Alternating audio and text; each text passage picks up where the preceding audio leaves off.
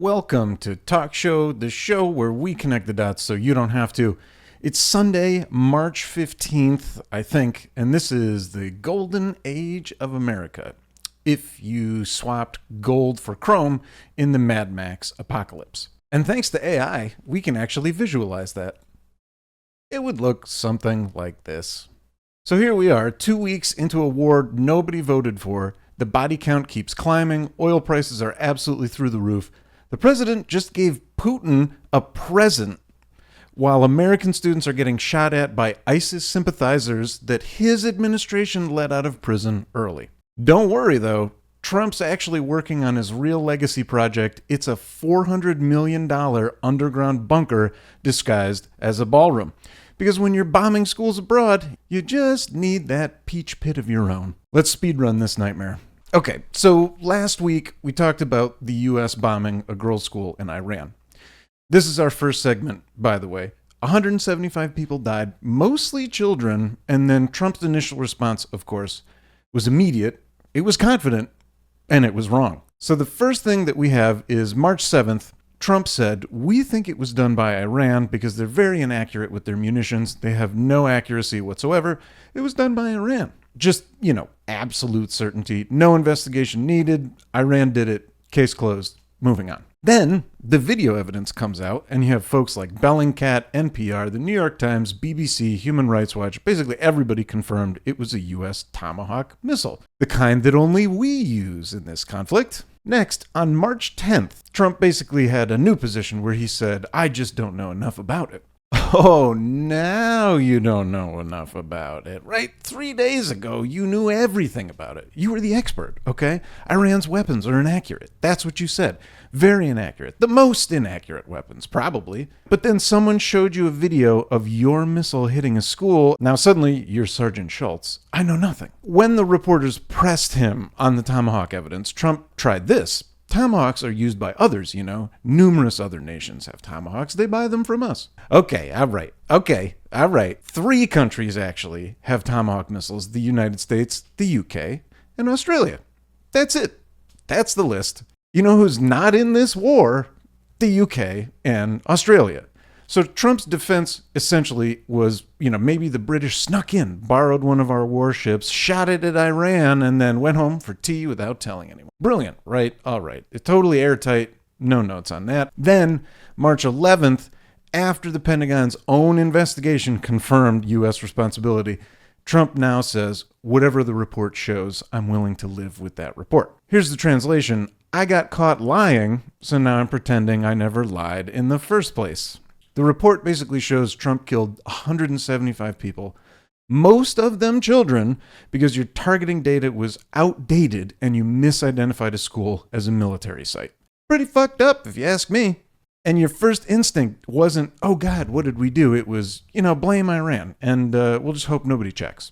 In our next segment, 2 terror attacks, 1 pattern, and while Trump was busy lying about Iran, 2 domestic terror attacks happened on the same day, March 12th. Here we go. In Old Dominion University, Virginia, Mohammed, an ISIS sympathizer, walked into an ROTC classroom and opened fire. The ROT students fought him back, subdued him, there was stabbing, they killed him. Wild scenario. Here's the thing. This guy wasn't some unknown threat. He was previously convicted in 2016 of attempting to provide material support to ISIS, okay? He was sentenced to 11 years in a federal prison because of this. He got out in December of 2024 early through a drug treatment program. Federal law explicitly states that inmates convicted of terrorism-related offenses are ineligible for early release programs. But he got in anyway. Nobody knows why. His parole officer lost contact with him 4 months before the shooting. Not suspicious even a little bit. Now, as you might suspect, the Mango King immediately blamed Biden. This terrorist was released early from a federal prison under the Biden administration. It should have never happened. Not if I was president. Cool. So Trump's defense is basically Biden let him out in 2024, and then I didn't rearrest him for the next 14 months while he was walking around free, taking online classes, buying things at separate stores, and planning an attack. Great work, everyone. Really nailed the follow-through on that one. 90 minutes later, no longer than 90 minutes, another gentleman, a Lebanese-born U.S. citizen, rammed a truck through the doors of the Temple Israel Synagogue in West Bloomfield. This was in Michigan. 140 kids were inside. He opened fire. Security guards shot back. This gentleman committed suicide. The truck caught fire, filled the building with smoke. 30 law enforcement officers were hospitalized for smoke inhalation. One security guard was actually hit by the truck, but he survived.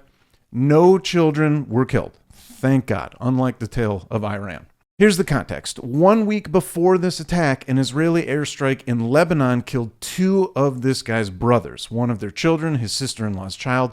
His brothers were reportedly part of Hezbollah's rocket unit. He'd been flagged by a government watch list for contacts with suspected Hezbollah members.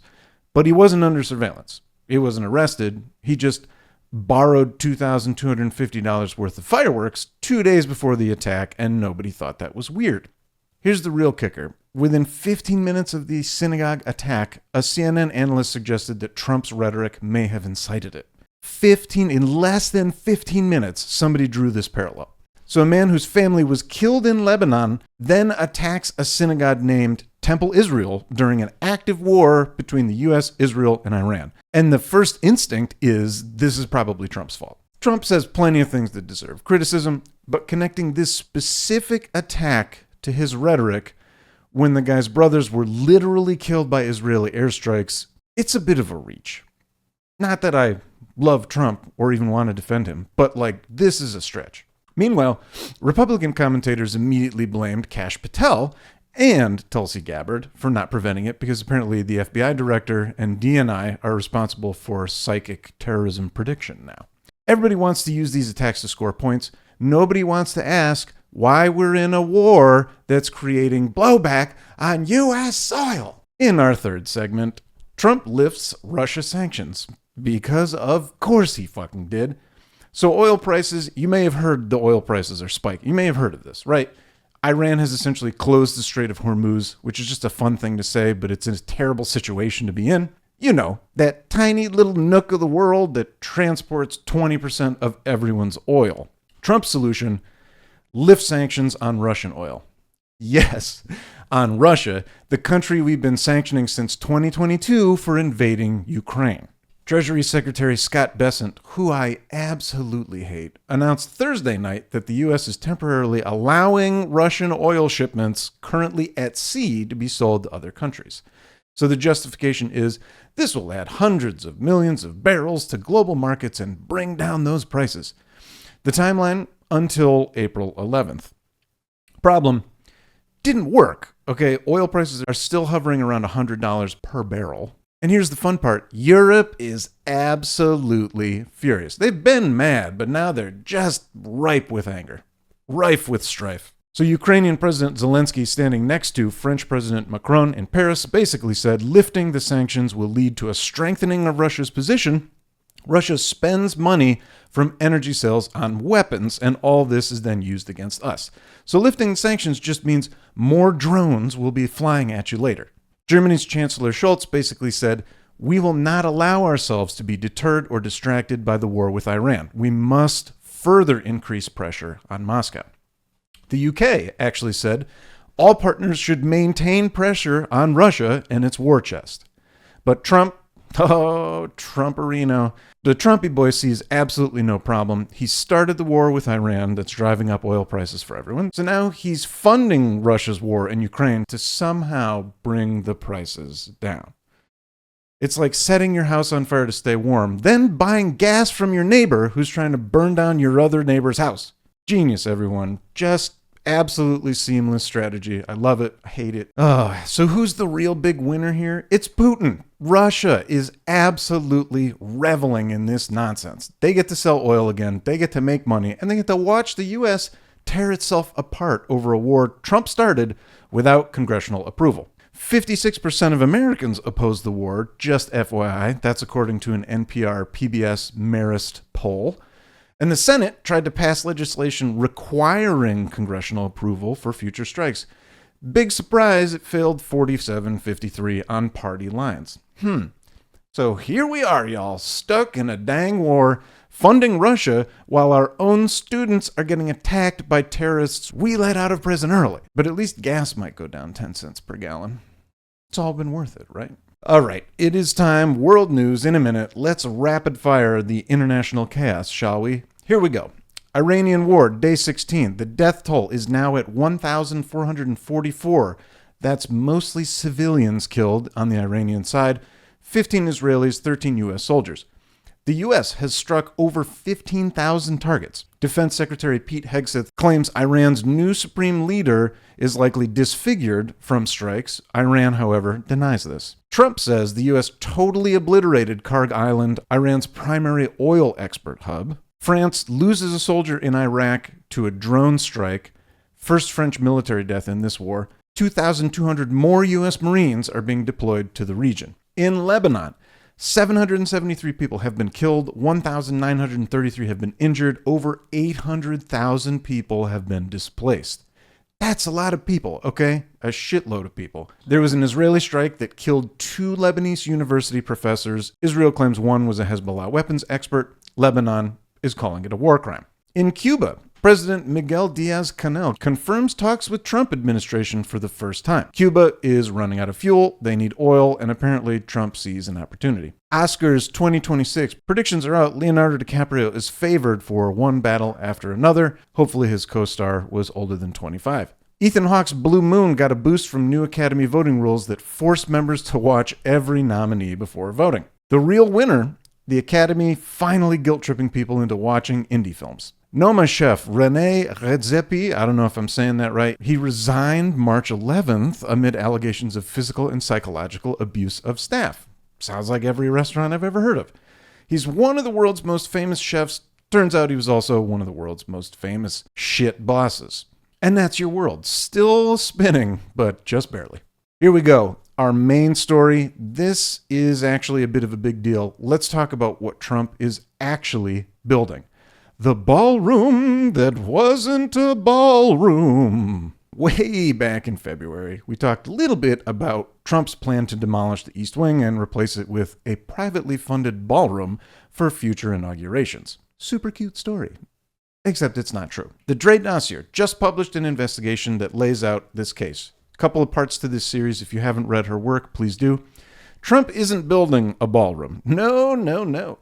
Trump's building a classified nuclear survivable underground bunker. And guess what? He's using private donations to install permanent corporate infrastructure into the executive branch. Let's walk through the evidence together.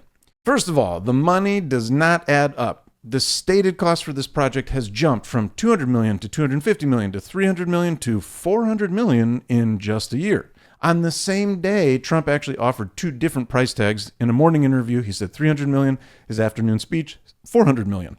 At peak luxury construction rates, a 90,000 square foot above ground ballroom space shouldn't cost more than $270 million. So reasonable. So where's this other $130 million going?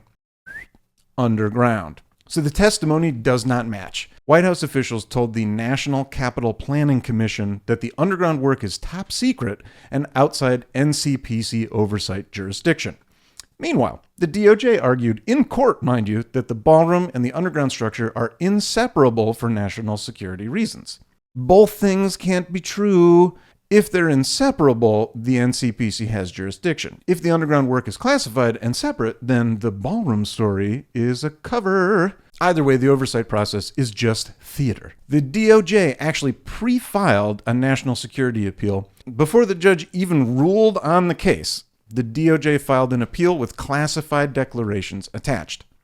The strategy is pretty obvious here, right? We're running out the clock through appeals until construction is complete, and then the lawsuit becomes moot. You don't typically do that for a ballroom. This is more of an Epstein Files block and cover type of tactic. The thing is, the contracts tell a story. The same architect picking up the East Wing contract is also quietly securing deals at Blair House, which is an official guest residence, the GSA headquarters, the USDA building. All of these are within walking distance of the White House, all awarded within weeks of each other. So this isn't really a ballroom project, it's a piecemeal underground infrastructure expansion forming a connected perimeter around the executive complex. The donor list is the real tell. So here's who's funding this: Microsoft, Amazon, Google, Palantir, Booz Allen Hamilton, Lockheed Martin. Some of those last names get real scary when you think about them in context of the first names on the list. So these are companies that build AI systems, cloud infrastructure, classified intelligence networks, and weapons systems. They don't build ballrooms.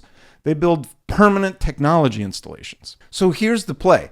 Whoever's tech gets installed in this facility becomes a permanent layer of executive infrastructure that future presidents inherit without choosing. Trump has never done anything for his successor, but now he's talking about future inaugurations being held in this ballroom? Why? Because he's not building a legacy, folks. He's building an operating system. If this project stays on schedule, it'll finish by mid-2027.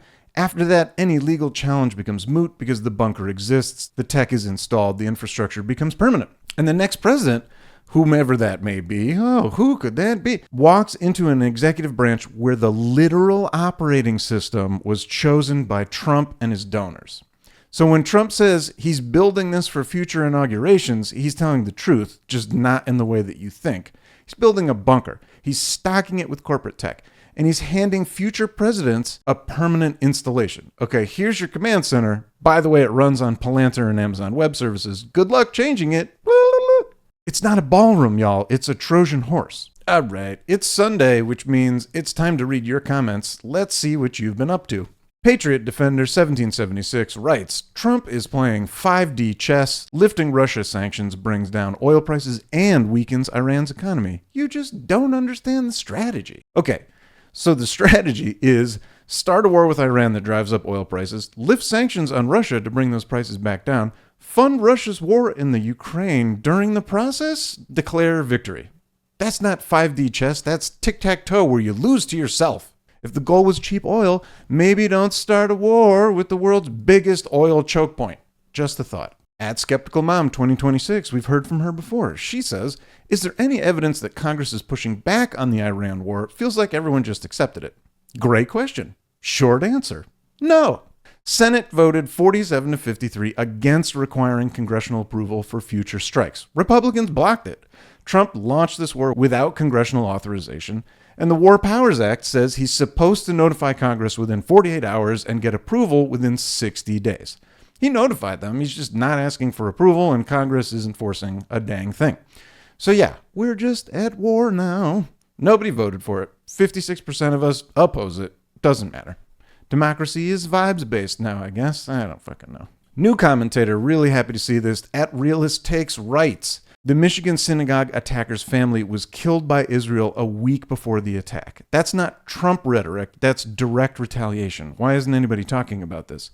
You're absolutely right. And the reason nobody's talking about it is because, spoiler alert, it doesn't fit the narrative anyone wants.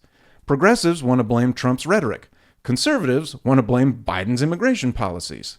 Everybody wants a simple story, but the actual story is we're in a war that's creating blowback on U.S. soil. A man's family was killed in Lebanon. He retaliated attacking a synagogue in Michigan. That's not rhetoric. It is cause and effect. But admitting that would mean that admitting the war is directly endangering Americans at home. And nobody in power wants to admit that. So instead, we get hot takes about Kash Patel's FBI or Trump's tone or whatever, and anything but the obvious, maybe we shouldn't be in this war. And that's reading the comments, folks. Thanks for writing in. Keep it coming. So let's wrap it up a bit here, folks. Here's where we are. 2 weeks into the war, nobody voted for. Thousands of people have died. Soldiers have died. Many Lebanese have died. 2 domestic terror attacks on U.S. soil in a single day. Trump is basically funding Russia to fix the oil crisis that he created. He's lying about bombing a school. And, building a $400 million underground bunker disguised as a ballroom so that tech companies can install permanent infrastructure into the executive branch. Holy effing shit. Somehow the biggest scandal this week was whether or not Iran's supreme leader got disfigured in an airstrike. I'm sorry, we're not in the golden age of America. We're in the sold age of America. Everything's for sale: the war, the oil, the bunker, the operating system. And the only people who can't afford to buy anything, the rest of us. If you learned something, I'm sorry. If you didn't, congratulations, you're coping correctly. My name is Tino. This was Talk Show. I'll see you next week.